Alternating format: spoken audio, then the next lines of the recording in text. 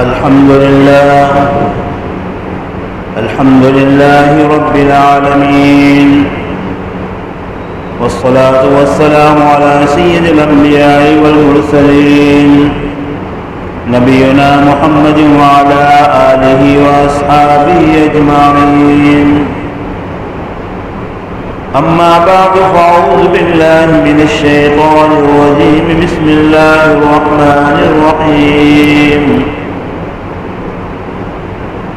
فهل ينظرون إلا الساعة أن تأتيهم بغتة فقد جاء أشراطها.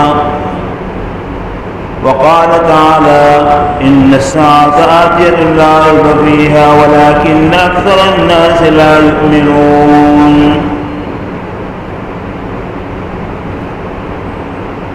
وقال النبي صلى الله عليه وسلم: بعثت أنا والساعة هاتين، أو كما قال عليه الصلاة والسلام.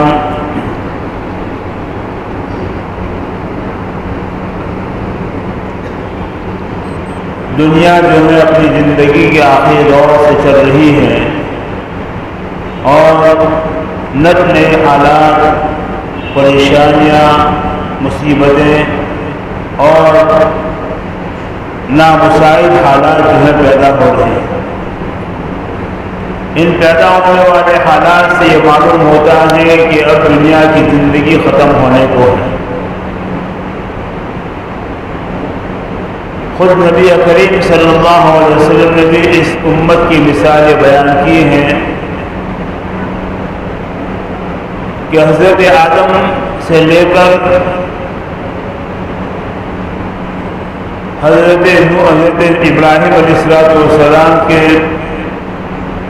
زمانے تک کا مثال ایسی ہے جیسے کہ فجر سے لے کر ظہر کا وقت ہے، اور حضرت ابراہیم سے لے کر حضرت عیسیٰ علیہ السلام سے تک جو ہیں خود نبی کریم صلی اللہ علیہ وسلم کی پیدائش تک دنیا کی مثال کا وقت ایسا ہے جیسے کہ عصر سے ظہر کا وقت، ظہر سے عصر کا وقت ہے. اور اس امت کی زندگی کی مثال ایسی ہے جیسے کہ عصر کے وقت سے لے کر مغرب کا وقت. اب ظاہر بات ہے کہ ان تینوں وقتوں کے اندر سب سے زیادہ مختصر وقت جو ہے وہ عصر سے مغرب تک کا وقت ہے، اور اس امت کو اتنی مہلت ملی.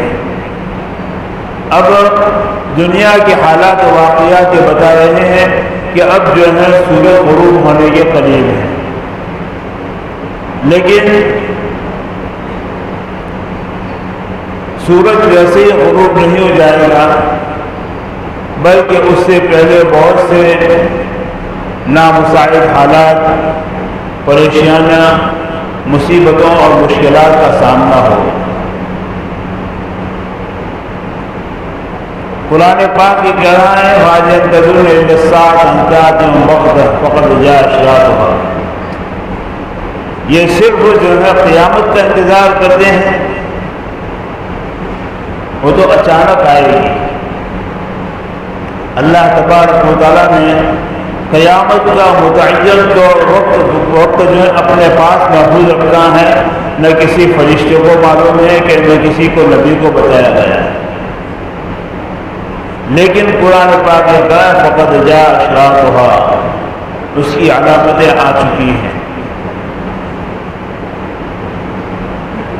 چنانچہ خود نبی کریم صلی اللہ علیہ وسلم نے فرمایا: بعثت انا والساعة هاتين، یعنی میں اس طریقے سے دنیا میں آیا ہوں کہ میرے اور قیامت کے درمیان میں صرف اتنا فاصلہ ہے، جیسے کہ یہ کلمہ کی انگلی سے درمیان میں انگلی ذرا اونچی ہے نا، بس اتنا وقت ہے ہمارے پاس، باقی اتنا وقت تو چلا گیا ہے.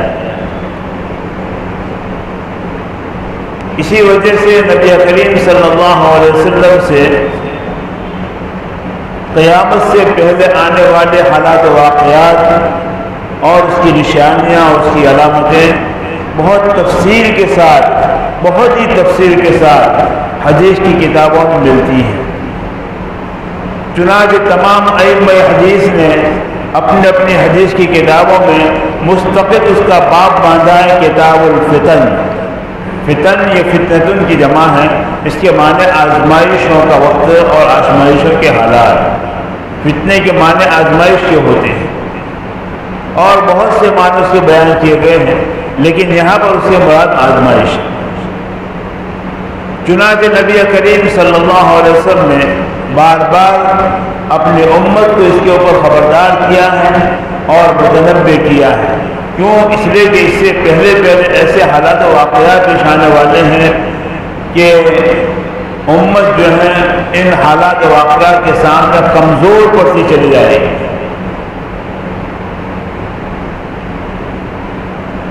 چنانچہ جو ہے علامہ ورزنجی رحمۃ اللہ علیہ نے اپنی کتاب کے اندر جو قیامت کی نشانیوں کے بارے میں انہوں نے بیان کی گئی ہے، اس کے اندر جو ہے نبی کریم صلی اللہ علیہ وسلم نے جو پیشین گوئیاں فرمائی ہیں اس کے 3 حصے کیے ہیں.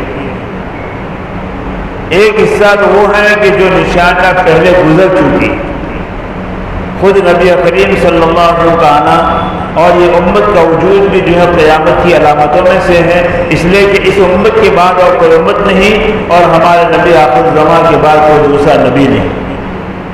تو گویا نبی کریم صلی اللہ علیہ وسلم کا زمانہ اور اس امت کا زمانہ قیامت کے ساتھ جڑا ہوا ہے، درمیان میں کوئی فصل نہیں. اسے یہ بھی معلوم ہوا کہ قیامت سے پہلے حضرت عیسیٰ علیہ السلام بھی جو آئیں گے وہ بحیثیت مصلح کے آئیں گے، اس امت کی اصلاح فرمائیں گے، بحیثیت نبی کے نہیں آئیں گے. نبی کے عہدے پر تو ہوں گے لیکن اپنی شریعت کی اشاعت وہ نہیں کریں گے، اسی شریعت کے احکام کو نافذ کریں گے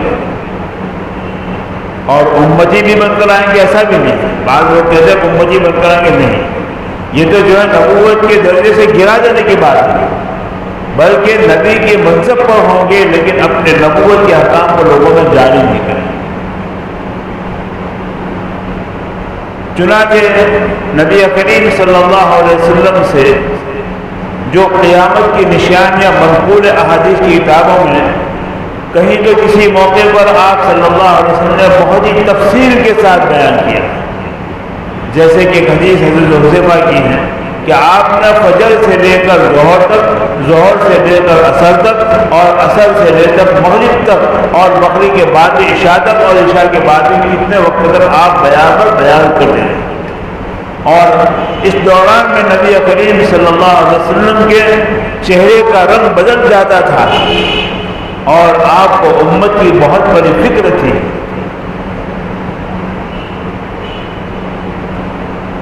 لیکن آج جو ہے احادیث کی ان مضامین کو یعنی قیامت کی نشانیوں کو بہت ہی کم درجے کے اندر بیان کیا جا رہا ہے.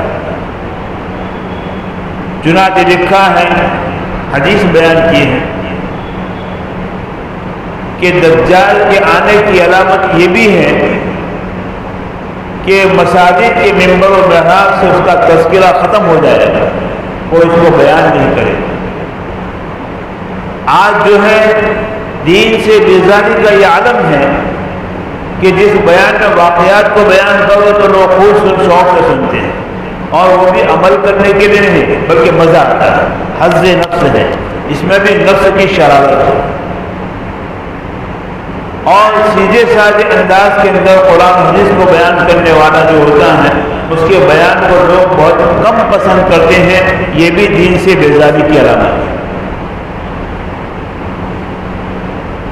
اس لیے جو ہے حضرت علامہ انظر شاہ کشمیری رحمۃ اللہ علیہ جو ہمارے استادوں میں تھے، وہ فرماتے تھے کہ آج کے دور میں نبی کریم صلی اللہ علیہ وسلم نے جو قیامت کی پیشین گویاں بیان فرمائی ہیں اس کو بہت خوب جو ہے رواج دینے کی اور اپنے تذکروں اور بیانات میں لانے کی ضرورت ہے.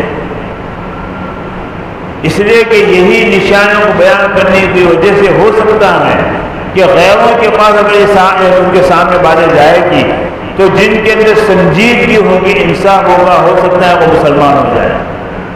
کہ جو باتیں آج سے 1400 سال پہلے مسلمانوں کے نبی نے بیان کی ہیں وہ تو اب آنکھوں کے سامنے واقعہ بن کر آ رہی ہے. تو آپ کی صداقت اور آپ کی سچائی کو دیکھ کر لوگ مسلمان ہو جائیں۔ چنانچہ آدمی ہیں یہاں پر نہیں تو یورپ کے ممالک میں، امریکہ کے ممالک میں اور ممالک میں بہت سے ایسے جو ہیں لٹریچر شائع ہو رہے ہیں جس کے اندر نبی کریم صلی اللہ علیہ وسلم کی باتوں کو بیان کیا گیا ہے، تو بہت سے لوگ اس کو دیکھ کر اس کو پڑھ کر اسلام میں داخل ہوتے ہیں۔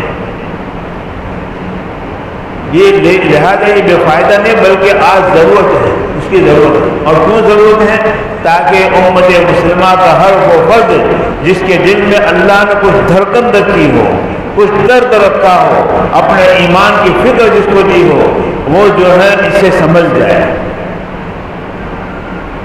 ورنہ دوست جو ہیں حالات ایسے پیدا ہو رہے ہیں کہ پتہ نہیں کہ جو امام مہدی کے ظہور کا وقت قریب آ چکا ہے اور وہ کسی لشکر کی وہی کمان کر رہے ہوں اور ہمیں پتہ بھی نہیں چلے اور ان سے محروم ہو جائے، یہ بھی ہو سکتا ہے۔ اور دجال کا خروج کا وقت قریب آ چکا ہو اور ہمیں اس کے حالات سے ہم بے خبر ہوں اور کہیں ایسا نہ ہو کہ اس کے فتنوں سے اور اس کی آزمائش سے بچنے میں ہم ناکام ہو جائیں۔ اس لیے ان حالات کا سامنا ہونا بہت ضروری ہے۔ اور پھر دوسری بات یہ بھی ہے کہ کتمان علم کو چھپانا یہ جائز نہیں، حرام ہے۔ اور علم جو ہے فقط نماز، روزے، صدقہ و خیرات کے مسائل کا نام ہی نہیں ہے، بلکہ بہت اہم بات تو یہ ہے کہ انسان ایسے حالات سے واقف ہو اور ایسے واقعات سے واقف ہو جو ایمان سوز اور ایمان کو لے جانے والے ہیں۔ چنانچہ جو ہے اب وہ دور آ چکا ہے کہ ان باتوں کو، ان احادیث کو جاننا اب فرض نہیں تو واجب کے درجے میں تو ضرور ہے، اور اس کو عام منظر عام پر لانے کی ضرورت ہے، جیسے کہ حضرت شاہ صاحب نے فرمایا۔ اور حضرت مفتی تقی صاحب مدد اللہ علیہ بھی لکھتے ہیں کہ اب جو ہے لوگوں کے سامنے ان واقعات کو، ان احادیث کو، ان حالات کو بیان کرو اور خوب شد و خود کے ساتھ بیان کرو۔ کیوں؟ اس لیے کہ ہمارے اندر ہی بہت سے حالات ایسے پیدا ہو چکے ہیں کہ جو قیامت کی نشانیوں میں سے بتلایا گیا ہے۔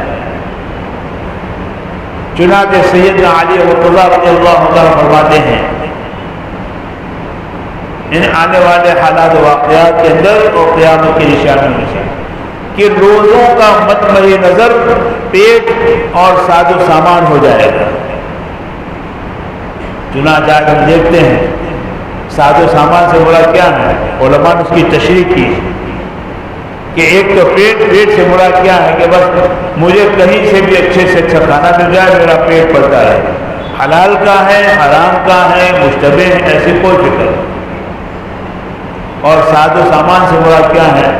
میری سواری اچھی ہو، میرے کپڑے اچھے ہوں، میرا مکان عالیشان ہو، میرے پاس گاڑی اچھی سے اچھی ہو، یہی فکر۔ چنانچہ آج اسی فکر اور دھن میں جو ہے بچے سے لے کر بوڑھے تک کی یہی فکر ہوتی ہے۔ اور دوسرا ان کا قبلہ عورتیں بن جائے گی، یا ان کی ساری توجہ عورتوں کی طرف ہوگی۔ یہ سیدنا علی رضی اللہ تعالیٰ کی روایت ہے۔ چنانچہ آپ دیکھو کہ عورتوں کا معاملہ بھی ایسا ہے کہ عورت کو آزادی نسوان کی بنیاد کے اوپر ایسا بے حیا اور بے شرمی کے ساتھ بازاروں میں، ہوٹلوں میں، گاڑیوں میں، ہوائی جہازوں میں ایسا پھیلا دیا ہے کہ انسان کی نظر کا بچنا مشکل ہو گیا ہے۔ جہاں دیکھو وہاں آفسوں میں بھی دیکھو، اور آج یوں دعویٰ جگائی جا رہی ہے کہ جتنا مرد کو حق ہے اتنا عورت کو بھی حق ہے۔ یقین ہے، کوئی شک کی بات نہیں ہے، عورت کو بھی اسلام نے بہت کچھ حقوق دیے ہیں، بلکہ اسلام نے جو حقوق دیے ہیں آج تک کسی مذہب نے نہیں دیے، بلکہ کسی مذہب کے اندر عورتوں کے حقوق کے مسائل بھی نہیں چھیڑے گئے، کیونکہ اور مذاہب کے اندر عورتوں کے اوپر مظالم ہے، ظلم ہوتا ہے۔ لیکن اس کا مطلب یہ نہیں ہے کہ قیمتی ہیرا ہو تو اس کو جو ہے بس اس کو بھی آزادی دے دو، سر پر رکھ دو، سر پر جم تو نہیں۔ بلکہ جیسے قیمتی ہیرے کی، قیمتی ہیرو جواہرات کی حفاظت کی جاتی ہے، اس سے زیادہ قیمتی اللہ تعالیٰ نے اس عورت کو بنایا ہے، لہذا اس کی بھی حفاظت کی جائے۔ لیکن جو ہے اس کو بے فام چھوڑ دیا گیا، آزاد چھوڑ دیا۔ احادیث میں یہ بھی آتا ہے، جیسے کہ آپ انشاءاللہ سنیں گے، کہ سب سے پہلے لوگوں کے اندر سے حیا و شرم اٹھ جائے، حالانکہ الحیاء شعبۃ من الایمان، ایمان کا شعبہ ہے، ایمان کا حصہ ہے حیا و شرم، لیکن یہ سب سے پہلے اٹھا لی جائے۔ تو سیدنا علی رضی اللہ تعالیٰ فرماتے ہیں کہ لوگوں کا حال کیا ہو جائے گا، ان کا مطمع نظر یعنی ان کی آخری امید ہے یہی ہوگا بس میرا پیٹ پلٹا رہے اور میرے پاس عیش و آرام کے سارے اسباب ہوں،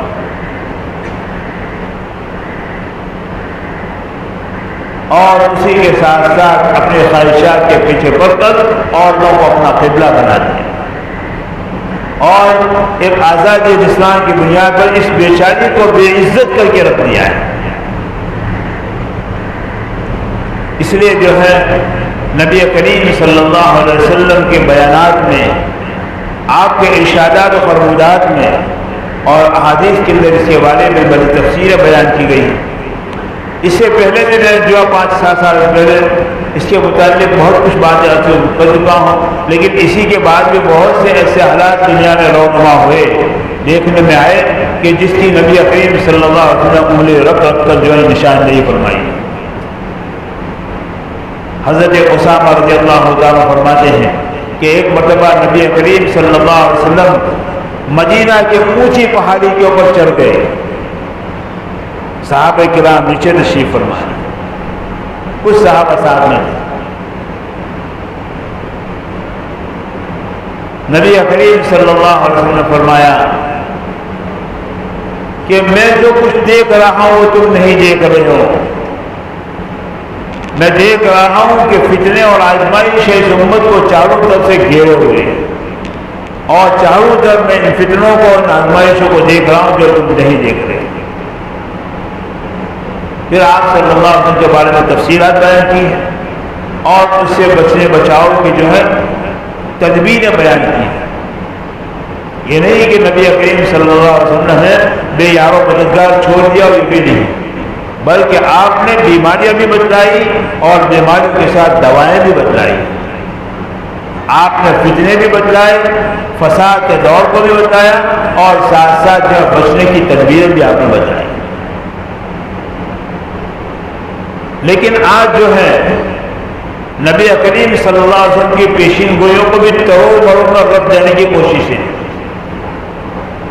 دنیا کے اندر جو کچھ جنگوں اور لڑائیوں کے حالات و واقعات پیش آ رہے ہیں اور امت مسلمہ پر جو بوچھار ہو رہی ہے، اس کو کہتے ہیں آج مغربی میڈیا اس کو ایک سنگلی بات، ایک حادثہ کی بات بتلا رہی ہے، اور ہمارے لوگ بھی اس کے تبصروں کے اوپر یقین رکھتے ہیں۔ نہیں، یہ تو ایسا کچھ نہیں، یہ تو قرآن کی سازش ہے، یہ تو ایک سیاسی معاملہ ہے۔ نہیں، یہ کوئی ایکسنڈلی اور حادثہ نہیں ہے، بلکہ ایک منظم خدا کے نظام کے ساتھ یہ ساری باتیں وجود میں آ رہی ہیں اور دیکھنے اور نظر میں آ رہی ہیں۔ اس کے بارے میں بھی تدبیریں حدیث کی کتابوں میں، اور ان تدبیروں کو اختیار کرنے سے بہت سے اللہ کے نیک بندے ہوں گے کہ جو اس سے بچ جائیں گے۔ لہذا جو ہے انشاءاللہ ارادہ ہے کہ ہر جمعہ میں آپ کے سامنے تھوڑی تھوڑی باتیں ان علامات کے متعلق رکھی جائے، تاکہ ہمیں ان باتوں کے پیش آنے سے پہلے آگہی ہو جائے، خبردار ہو جائے، اور اللہ جس کو توفیق دے وہ بچنے کی کوشش کرے۔ ویسے تو آج جو ہے دین سے بیزاری کا عالم نظر آ رہا ہے، بیانات بہت ہو رہے ہیں، کتابیں بہت شائع ہو رہی ہیں، پمفلیٹ شائع ہو رہے ہیں، میگزین میں جو مضامین آ رہے ہیں، لیکن موبائل کے اوپر مضامین آ رہے ہیں، لیکن یہ موبائلوں اور ٹی ویوں کے اوپر آنے والے مضامین کے اوپر اتنا بھروسہ مت کیجیے۔ ہم دیکھتے ہو اسلامی مضمون پڑھتے چل جائیں، کتابیں ہیں، کتابیں پڑھتے جا رہے ہیں، نہ معلوم اس کے اندر بھی دشمنوں نے کتنی تحریف کر دی ہو اور غلط اور ایسا ثابت بھی ہوا ہے۔ آج بھی ایسے لوگ دنیا میں موجود ہیں جو ان کی ایک بات کے اوپر پکڑ کرتے ہیں اور اس کو نکھار کر رکھ دیتے ہیں، لیکن اب تو وہ بھی آئے گا، اس کو جاننے والے ہوں گے، اور یہ شروع ہو چکا ہے۔ اس لیے کہ اب وہ علماء پیدا نہیں ہو رہے ہیں کہ جنہوں نے اسلام کے ایک ایک بات کو ریسرچ کی اور ڈیپ کے ساتھ گہرائی کے ساتھ اس کے اوپر نظر کر کے امت کو آگاہ کیا ہے، وہ علماء پیدا نہیں ہو رہے ہیں۔ اور دین کا وہ طبقہ بھی کہ جو دینداری کا دعویٰ کرنے والا ہے، اپنے آپ کو خوب اچھے بتانے والے ہیں، وہ بھی دین کے معاملے میں کتنی غلط باتیں بیان کر رہے ہیں اور ان کو بھی پتہ نہیں، سننے والوں کو بھی پتہ نہیں، چاہے وہ اہل علم ہو چاہے عوام ہو، کوئی بھی۔ اس لیے جو ہے اس بات کے اوپر خبردار کرنے کے لیے احادیث کے اوپر عمل کرنے کی غرض سے اور ہمارے اسلاف امت کو جو فکر تھی ان نشانیوں اور ان علامات کو بتانے کے لیے امت کے سامنے مضامین رکھنے کی، انشاءاللہ اپنی لسان کے مطابق ٹوٹی پھوٹی طاقت کے مطابق جو ہے آپ کے سامنے حدیث کی کتاب سامنے رکھوں گا تاکہ یقین آئے کہ حدیث کے اندر یہ باتیں ہیں۔ اور آج مغرب میں میڈیا اس کو توڑ موڑ کر اس کو ایک وقتی حادثہ اور سیاسی ہتھکنڈہ بتاتے ہیں، یہ غلط ہے۔ احادیث جو کہہ رہے وہ صحیح۔ چنانچہ قیامت کی علامتوں میں 3 باتیں ہیں، ایک تو حضرت مہدی کا ظہور، دوسرے دجال کانے کا خروج، اور تیسرا حضرت عیسیٰ علیہ السلام کا نزول۔ لیکن حضرت مہدی کے ظہور سے پہلے بھی جو حالات واقعات پیش آنے والے ہیں، پہلے وہ آپ کے سامنے آئے گی، پھر اس کے بارے میں حضرت مہدی کا ظہور اور اس کی علامتیں جو اس وقت دنیا میں موجود بھی ہو چکی ہیں اور آئندہ ہونے والی ہیں، اس کے بارے میں تفصیل آئے گی۔ پھر اس کے بعد جو کانا دجال، جو ایک امت کے لیے بہت بڑی آزمائش ہے، اور ایسی آزمائش ہے کہ امت اس کے فتنے کے سامنے ناکام ہو جائے گی، کمزور پڑ جائے گی۔ اس لیے اللہ تعالیٰ اس کی توڑ کے لیے ایک روحانی شخصیت حضرت عیسیٰ علیہ السلام کو نازل فرمائے۔ یہ تفصیل آپ کے سامنے انشاءاللہ آئے گی، توجہ کے ساتھ سنیں اور ساتھ ساتھ جو ہے دوستو خود جلدی حاضری دینے کی بھی کوشش کریں اور اپنے دوسرے دوستوں کو بھی لائیں تاکہ ان کے سامنے جو خاص کر نوجوان طبقوں کو لانے کی بہت ضروری ہے۔ اس لیے کہ پتہ نہیں ہم دیکھتے ہیں نہیں دیکھتے، لیکن ہماری اولاد تو حضرت مہدی کے ظہور کو انشاءاللہ دیکھ ہی دے گی۔ ایسے حالات پیدا ہوتے ہیں۔ اللہ تعالیٰ مجھے بھی صحیح طور پر بیان کرنے کی اور خود عمل کرنے کی اور آپ لوگوں کو بھی عمل کرنے کی توفیق عطا فرمائے۔